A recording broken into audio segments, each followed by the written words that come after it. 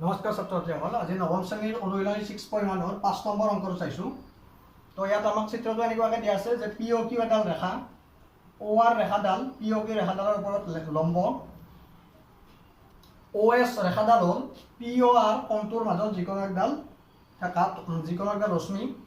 আৰু প্ৰমাণ কৰিব দিছে আমাক angle R O' S equal to half of angle Q O' S minus P O' S, এইটো প্ৰমাণ কৰিব দিছে। তো আমি কেনেদৰে প্ৰমাণ কৰোঁ এইটো চাই লওঁ। আৰ অ' এছ কোণটো half of angle Q S minus P O' S বুলি প্ৰমাণ কৰিব দিছে। তো আমি কি কৰিম চাবা, চিত্ৰৰ পৰা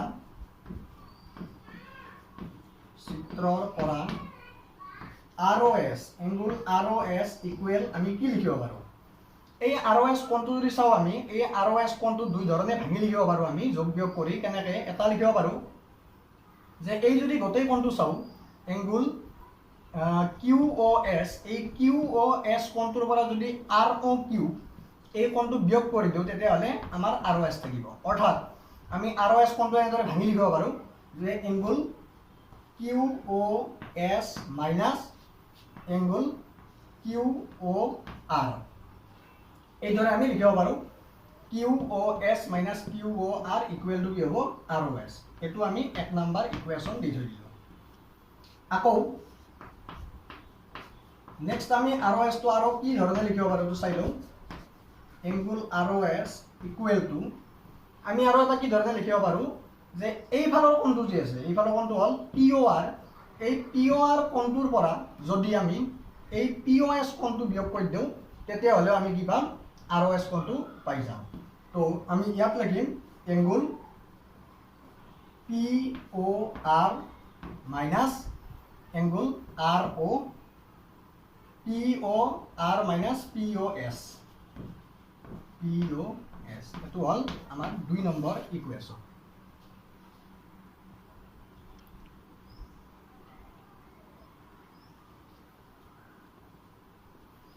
এতিয়া এই দুটা যোগ কৰা, বাওঁফালটো যোগ কৰিলে কি হ'ব আৰ অ' এছ যোগ আৰ অ' এছ, দুটা আৰ অ' এছ আছে, তাৰমানে আমি পালোঁ 2 angle R O' S equal সোঁফালে চাওঁ কি আছে Q O' S minus Q R যোগ P O' R minus P O' S. এতিয়া যোগ কৰিব লগা ৰাখি একো নাই, কাটা কাটি যাব লগা ৰাখিও নাই, কিন্তু আমাক যি দিছিলে যে অ' আৰডাল পি কিউৰ ওপৰত লম্ব হৈ আছে, গতিকে আমি কি পাইছিলোঁ, কি পাম ইয়াৰ পৰা যে angle Q O' R equal to 90 degree আৰু angle P O' R equal to 90 degree পাম। গতিকে আমি কিউ অ' আৰ আৰু পি অ' আৰৰ জেগাত 90টো বহাই দিম, বাকীখিনি একেদৰে থাকিব। Angle Q O' S Q O' আৰৰ জেগাত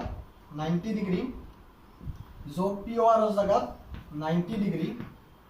মাইনাছ পি অ' এছ। তো আমি এইটো কেনেকৈ পালোঁ বুজি পালোঁ 90 ডিগ্ৰীটো, অ' আৰডাল পি কিউৰ ওপৰত লম্ব আছে আৰু লম্ব ৰেখা এডালে কিমান ডিগ্ৰী কোণ উৎপন্ন কৰে 90 ডিগ্ৰী কোণ উৎপন্ন কৰে। এইফালতো 90 হৈছে, এইফালতো 90 হৈছে। তো এই 90 ডিগ্ৰী দুটা বহাই দিয়াৰ পিছত আমি কি পাম, এই 90 ডিগ্ৰী দুটা কাটা কাটি যাওঁ, কাৰণ এটাৰ আগত মাইনাছ চিন আছে এটাৰ আগত প্লাছ চিন আছে। তো মাইনাছ 90 ডিগ্ৰী আৰু প্লাছ 90 ডিগ্ৰী দুটা কাটা কাটি গ'ল। কি থাকিলে তেতিয়া ইফালে বাওঁফালে থাকিল twice angle R O' S is equal to angle Q O' S minus angle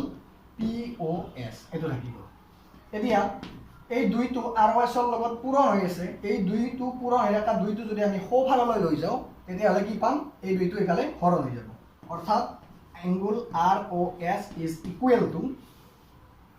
angle Q O' S minus angle P O' S divided by 2। তো আমাক একচুৱেলি এইটোৱে প্ৰমাণ কৰিব দিছে, কেৱল আমাক কি কেনেকৈ লিখি দিয়া আছে যে R O' S equal half of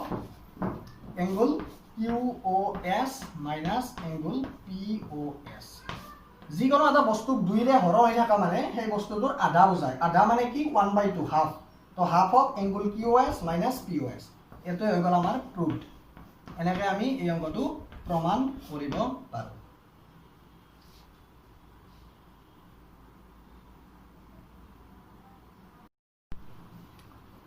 তো নেক্সট আমি আহিছোঁ 6 নম্বৰ অংকটোলৈ। তো আমাক 6 নম্বৰ অংকটোত চিত্ৰটো আঁকি দিয়া নাই, আমি নিজে আঁকিব লাগিব। কি দিয়া আছে চাই ল'ম। প্ৰথম দিয়া আছে angle x Y Z equal 64 degree. X Y Z angle x Y Z equal to 64 degree বুলি দিয়া আছে আমাক, 64 ডিগ্ৰী। তাৰপিছত আমাক দিয়া আছে যে xy p বিন্দুলৈ বঢ়োৱা হ'ল xy p বিন্দুলৈ বঢ়াই দিছে তো আমি এটো বঢ়াই দিলো xy p বিন্দুলৈ ইয়াৰ সহায়ত এটা চিত্ৰ আঁক কৰিছি তো আমি চিত্ৰটো আঁকিলো তাৰপিছত এটা কৈছে যে y q ৰশ্মি এটো y আৰু q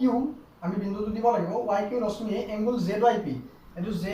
p কোণ এই কোণটো কি কৈছে সমানে দুই ভাগ কৰা বুলি কৈছে সমদ্বিখণ্ডিত কৰা মানে কোণটো সমানে দুই ভাগ কৰিছে এডাল ৰশ্মি যাৰ নাম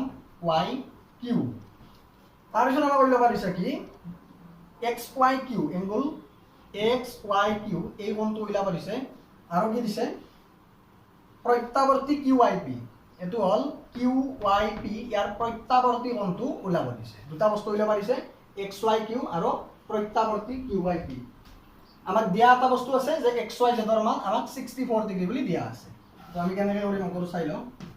দিয়া আছে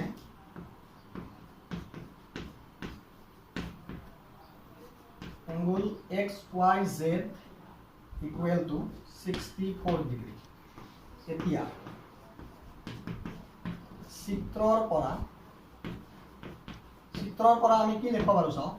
এই যেটো xyz কোণ এই xyz আৰু zyp কোণ এই কোণ দুটাৰ যোগফল কিমান হ'ব আমি গম পাইছো আগতে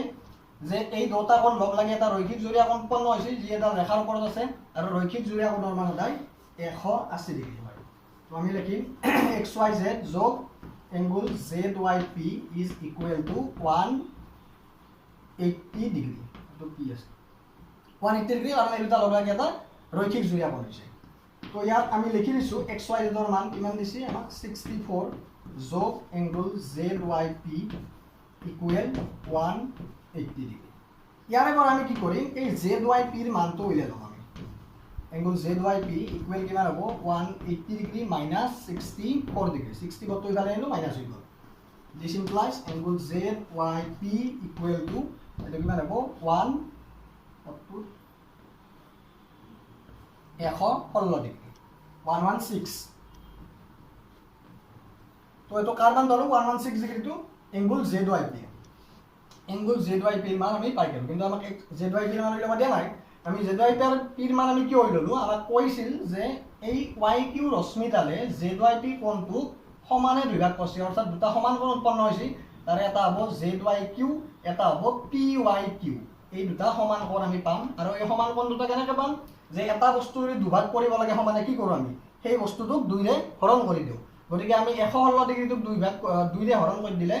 একবাৰ পাম zyq ৰ মান আৰু একবাৰ pyq দুটা কোণ সমানে পাম আৰু এই দুটা কোণৰ মান ওলাই যাব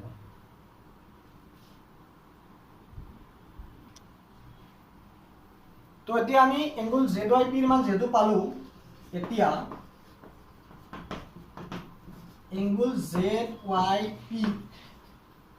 yq ৰশ্মিয়ে কি কৰিছে সমদ্বিখণ্ডিত কৰিছে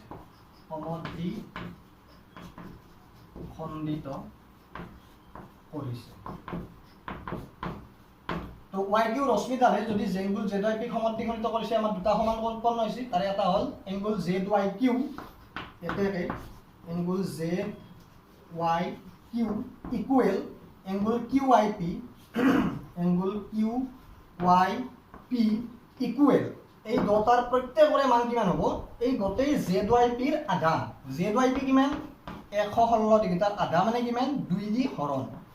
হ'লে কিমান পাম আমি 2 5 গুণ 10 16 থাকিলে 2 8 গুণ 16 মানে 58 ডিগ্ৰী কৈ পাই যাম আমি প্ৰত্যেকটো কোণৰ মান angle zyq ৰ মানো পালো 58 angle qyp ৰ মানো পালো 58 ডিগ্ৰী এতিয়া আমাক যেটো কোণ উলিয়াব দিছে হেতু উলিয়াম প্ৰথম আমাক উলিয়াব দিছে angle xyq এতেকে angle xyq তো আমি কেনেকৈ উলিয়াম xyq কোণটো দুই ভাগ হৈ আছে তাৰে এটা ভাগ হ'ল এটো অৰ্থাৎ xyz আৰু এটা ভাগ হ'ল এটো zyq অৰ্থাৎ এই দুটা কোণ লগ লগাই দিলে আমাৰ গোটেই কোণটো আহি যায় অৰ্থাৎ xyq কোণটো আহি যায় গতিকে আমি দুটা কোণ এনেকৈ ভাঙি লিখিম xyz যোগ zyq xyz ৰ মান আমাক দিয়া আছিল প্ৰশ্নটোত 64 আৰু zyq ৰ মান আমি পাইছো 58 এই দুটা আমি যদি যোগ কৰি দিও আমি মানটো পাই যাম 4 12 2 হাতে গেল 1 6 আছে 11 কে 12 অৰ্থাৎ 122 ডিগ্ৰী পালো এটা কাৰ মান xyq ৰ মান পালো আৰু এটা আমাক লাগে প্ৰত্যাৱৰ্তী QIP এনা QIP ৰ মান আমি পাইছো QIP ৰ মান আমি কি পাইছো 58 ডিগ্ৰী কিন্তু আমি প্ৰত্যাৱৰ্তী কোণ মানে জানো প্ৰত্যাৱৰ্তী কোণ মানে কি যি কোণৰ মান 180 ডিগ্ৰীতকৈ ডাঙৰ কিন্তু 360 ডিগ্ৰীতকৈ সৰু হ'ব লাগিব তেনে কোণক আমি প্ৰত্যাৱৰ্তী কোণ বুলি কওঁ কিন্তু এই 58 ডিগ্ৰীটো 180 ডিগ্ৰীতকৈ ডাঙৰ নহয় ন 180 ডিগ্ৰীতকৈ ডাঙৰ হ'ব লাগিব তেতিয়াহে ই প্ৰত্যাৱৰ্তী কোণ বুলি কম আমি তো প্ৰত্যাৱৰ্তী কোণটো কেনেকৈ ওলাম এতিয়া প্ৰত্যাৱৰ্তী QIP টো আমি ওলাম এতিয়া আকৌ প্ৰত্যাৱৰ্তী যাক আমি প্ৰবৃদ্ধ কোণ বুলি ক'ব পাৰোঁ প্ৰত্যাৱৰ্তী আমাক কি লাগে QYP তো QYP কোণটোৰ মান পাইছো আমি 58 ডিগ্ৰী এতিয়া প্ৰত্যাৱৰ্তী QYP যদি উলিয়াব লাগে এটো কেনেকৈ উলিয়াই 360 ডিগ্ৰীৰ পৰা আমি এটো চিত্ৰটো মুছি দিছো কথা 360 ডিগ্ৰীৰ পৰা এই যেটো QYP ৰ মান পাইছো QYP ৰ মান 58 সেই QYP টো বিয়োগ কৰি দিব লাগিব কাৰণ QYP কিয় বিয়োগ কৰিছো QYP ৰে প্ৰত্যাৱৰ্তী কোণ লাগে গতিকে 360 ডিগ্ৰীৰ পৰা QYP মাইনাস কৰিব লাগিব তো 360 ডিগ্ৰীৰ পৰা QYP ৰ মান কিমান 58 ডিগ্ৰী বিয়োগ কৰিলে কিমান পাম 302 ডিগ্ৰী আৰু 302 মানে কিমান 180 ডিগ্ৰীতকৈ ডাঙৰ কিন্তু 360 ডিগ্ৰীতকৈ সৰু হৈছে আৰু এটো আমাৰ কি হ'ব প্ৰত্যাৱৰ্তী QYP কোণ হ'ব আৰু আমি ক'লো অলপ আগতে যে প্ৰত্যাৱৰ্তী QYP উলিয়াব লাগিলে 360 পৰা যিটো কোণৰ প্ৰত্যাৱৰ্তী কোণ উলিয়াব লাগে সেইটো কোণে বিয়োগ কৰিব লাগে গতিকে 58 বিয়োগ কৰি দিছো 302 গ'ল তো আমাৰ দুটা কোণ উলিয়াব দিছিল এটা আছিল XYQ 122 ডিগ্ৰী এটা আছিল প্ৰত্যাৱৰ্তী QYP যাৰ মান পালো আমি 302 ডিগ্ৰী তো এটো আছিল আমি আজিৰ ভিডিওটোত অহা ভিডিওত আমি অনুশীলন 6.2 বিষয়ে আলোচনা কৰিম তো যদি ভিডিওটো চাই ভাল পালা তেতিয়াহ'লে লাইক কৰিবা ভিডিওটো শ্বেয়াৰ কৰিবা আৰু চেনেলটো যদি সাবস্ক্ৰাইব কৰা নাই তেতিয়াহ'লে সাবস্ক্ৰাইব কৰি ৰাখিবা ধন্যবাদ